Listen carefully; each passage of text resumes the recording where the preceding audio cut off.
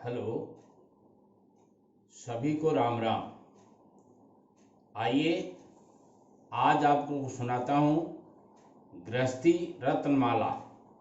यानी घर में गृहस्थ धर्म में अपने को किन किन चीज़ों का ध्यान रखना चाहिए और कौन कौन से काम करने चाहिए, कौन से छोड़ने चाहिए, कौन से काम सीखने चाहिए और क्या क्या चीज़ें देखनी चाहिए, किसको परखना चाहिए, किससे दूर रहना चाहिए।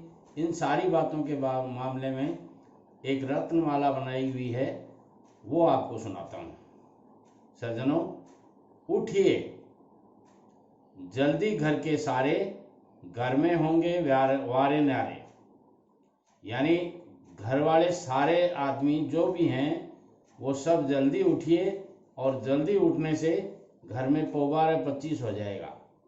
लगाइए सवेरे मंजन और रात को अंजन। सुबह उठते ही मंजन करना चाहिए और रात को आंखों की साफ सफाई करके अंजन डालना चाहिए। नहाइए, पहले सिर, हाथ पांव फिर। यानी नहाते वक्त ये हमेशा ध्यान रखना चाहिए कि पहले सिर के ऊपर पानी डाल के नहाना चाहिए। पहले सिर को अच्छी तरह से धोना चाहिए और हाथ पांव को बाद में धोना चाहिए। खाइए दाल रोटी चटनी, कितनी भी कमाई हो अपनी। यानी खाने में साधारण भोजन खाइए। चाहे आपकी कमाई बहुत ज़्यादा हो तो भी साधारण ही भोजन खाइए, सादा भोजन खाइए, सुपाच्य भोजन खाइए। पीजिए दूध खड़े होकर और दवा पानी बैठकर। यानी कहने का मतलब है दूध हमेशा खड़े होकर पीना चाहिए और दवा और पानी बैठ करके पीना चाहिए। खिलाइए आए को रोटी, चाहे पतली हो या मोटी। यानी जब भी कोई मेहमान घर में आता है तो अपने यथायोग्य, अपनी श्रद्धा अनुसार जो भी घर में भोजन बना है वो आराम से सहसम्मान खिलाइए। पिलाइए प्यासे को पानी, चाहे हो जाए कुछ हानि। यानी कोई भी प्यासा आदमी आपसे यदि पानी मांग लेता है तो आप जरूर पिलाइएगा, और नहीं मांगे तो भी पिलाइएगा। चाहे आपका कोई नुकसान भी होता हो तो भी जल जरूर पिलाना चाहिए, क्योंकि जल ही जीवन होता है। सज्जनों, छोड़िए अमचूर की खटाई और रोज की मिठाई। यानी जब आपको अमचूर की खटाई है वो बहुत कम, ज़्यादा नहीं खानी चाहिए, और रोज रोज मिठाई खाने से भी स्वास्थ्य खराब हो जाता है। करिए आए का मान और जाते का सम्मान। यानी कोई भी घर में जब आता है तो उसका मान होना चाहिए, सम्मान होना चाहिए, और जाते हुए का भी सम्मान करना चाहिए, जो सहसम्मान विदा करना चाहिए किसी को। सीखिए बड़ों की सीख और बुजुर्गों की रीत। यानी सीखने के लिए अपने को बड़ों की सीख है वो सीखनी चाहिए, और बुजुर्गों ने जो रीत चलाई है उनको निभाने की कोशिश करनी चाहिए। जाइए दुख में पहले और सुख में पीछे। किसी के भी कोई तकलीफ हो जाती है, कोई परेशानी आती है तो तुरंत दौड़ के जाइएगा। और यदि वो खुशी का माहौल है, सुख का माहौल है, तो उसमें आप थोड़े लेट भी हो जाएं तो कोई खास बात नहीं है। देखिए माता का ममत्व और पत्नी का धर्म। यदि आपको देखना है तो माँ की ममता को देखिए और पत्नी का धर्म देखिए। माँ की ममता वहीं जानता जिसका दिल हो माँ का सा। सज्जनों, ब्याहिए ऐसी नार से जो घर में रहे प्यार से। यानी शादी करनी है तो ऐसी औरत से कीजिए जो घर में प्रेम और प्यार से रहे, सबके साथ में अच्छा व्यवहार रखे। परखिए, चाहे सबको छोड़ दे माता को। आप किसी को भी परखना चाहते हैं परख सकते हैं, मगर माँ की परीक्षा मत लीजिएगा, क्योंकि माँ तो माँ होती है। भगाइए मन से डर को और गरीबी को।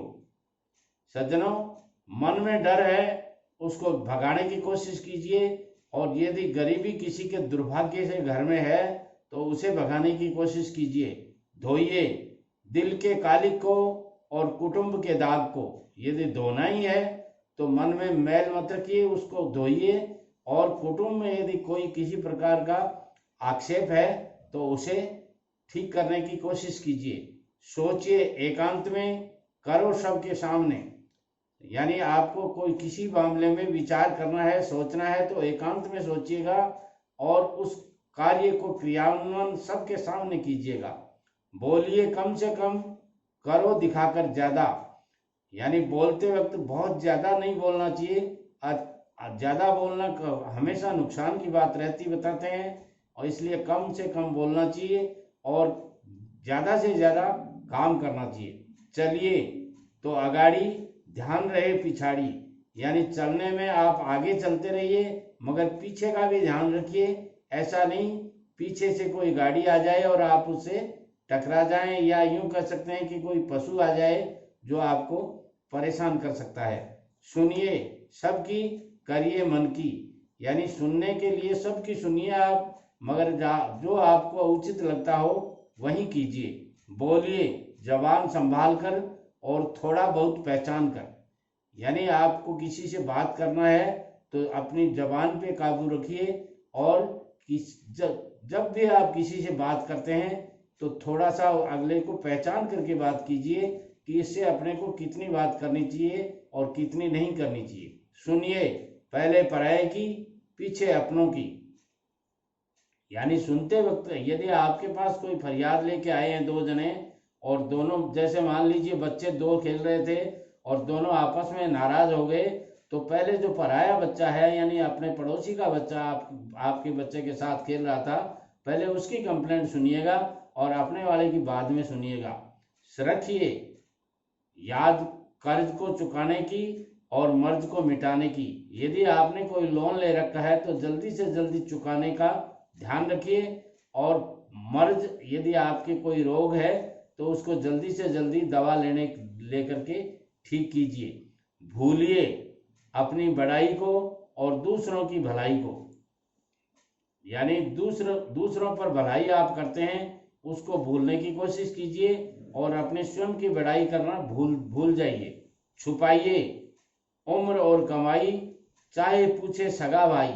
यानी शास्त्रों में बताया गया कि अपनी उम्र का ज्यादा बखान नहीं करना चाहिए, अपनी कमाई का ज्यादा बखान नहीं करना चाहिए। मैं इतना कमाता हूँ, इतना कमाता हूँ, चाहे आपको कोई भी पूछे, आप अपनी सीमा में रहें। लीजिए जिम्मेदारी उतनी, संभाल सकें जितनी, यानी उतनी ही जिम्मेदारी लीजिए जिसको आप सहर्ष और सही ढंग से निभा सकें, उतनी जिम्मेदारी लीजिए। धरिए चीज जगह पर, जो मिल जाए वक्त पर। यानी कोई भी चीज जब रखनी हो उसको यथास्थान रखिए ताकि आपको समय पर मिल जाए। सज्जनों, पाप की स्वीकृति मुक्ति का श्री गणेश है। आपको यदि आज का वीडियो अच्छा लगा तो जरूर अपने दोस्तों में शेयर कीजिएगा। चैनल को सब्सक्राइब करके बेल आइकॉन को जरूर दबाइएगा ताकि आपके पास मेरा प्रतिदिन का नोटिफिकेशन के द्वारा वीडियो मिलता रहे, और लाइक जरूर कीजिएगा। धन्यवाद।